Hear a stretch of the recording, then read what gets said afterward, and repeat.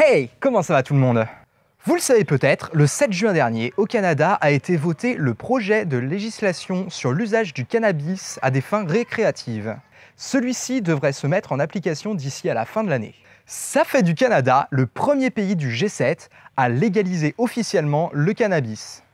Je saisis cette opportunité pour vous faire une petite vidéo chrono-impromptue sur le cannabis. La vidéo va aborder ce sujet d'une façon neutre et il n'y aura aucun argument pro ou anti-légalisation du cannabis. En fait, l'idée, ça va plutôt être de démystifier toutes les idées reçues qui peuvent être associées au cannabis et aborder cette thématique d'un point de vue chimique et médical.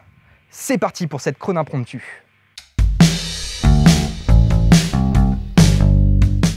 La marijuana. C'est un mélange à fumer composé de feuilles et de fleurs femelles séchées de cannabis. Elle est utilisée par les humains depuis extrêmement longtemps. Et ouais, on a retrouvé des traces de son usage remontant au néolithique, c'est-à-dire entre moins 8000 et moins 5000 ans avant notre ère.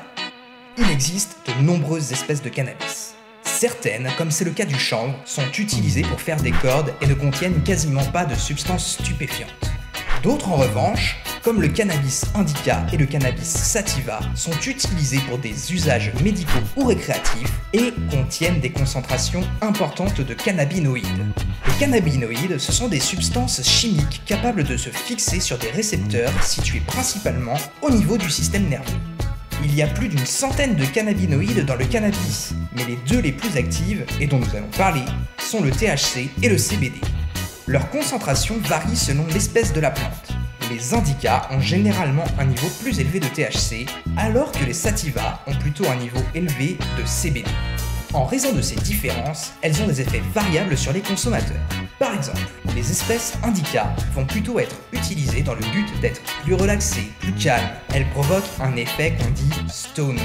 Médicalement, elles vont donc être utilisées pour soulager des patients souffrant de sclérose en plaques, de glaucome, de douleurs chroniques, de troubles du sommeil, et j'en passe. Les espèces sativa sont plus énergisantes et euphorisantes. Elles vont plutôt provoquer un effet high. Elles vont être utilisées principalement dans les cas de troubles mentaux comme l'anxiété, les troubles de déficit de l'attention, avec ou sans hyperactivité, la dépression et les troubles d'humeur. À savoir qu'en plus de ces deux espèces principales, il existe de nombreux hybrides qui permettent d'obtenir des mélanges de THC et de CBD variables. Ainsi, selon les scientifiques, les mots sativa et indica ne pourraient plus servir d'indicateur fiable pour indiquer les concentrations en cannabinoïdes présentes dans la plante. Mais THC, CBD, qu'est-ce que c'est exactement?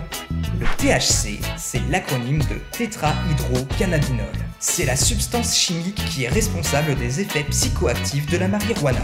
Ce sont sur ces effets psychoactifs que s'appuient les clichés associés aux consommateurs du cannabis. Bien sûr, au-delà de l'aspect fun, le THC, s'il est utilisé correctement, possède aussi des propriétés anti-inflammatoires très utiles dans la gestion de la douleur, avec des effets secondaires qui sont souvent moins sévères que beaucoup d'autres traitements pharmaceutiques. Le CBD, pour cannabidiol, n'a quant à lui quasiment pas d'effet psychoactif et aurait plutôt tendance à rendre plus tolérables les effets indésirables parfois violents du THC. En effet, au-delà des bénéfices, la consommation de cannabis peut avoir des inconvénients majeurs, parmi lesquels on trouve une altération des sens, une altération de la perception du temps, des sautes d'humeur, une capacité physique diminuée, des difficultés à organiser ses pensées, une réduction de la mémoire, des hallucinations, de la paranoïa et des psychoses. Sacré tableau!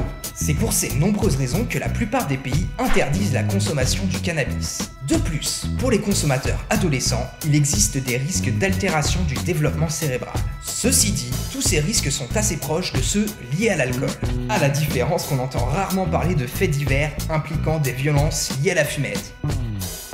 Et vous, avez-vous déjà testé le cannabis? Pour des raisons médicales? De façon récréative?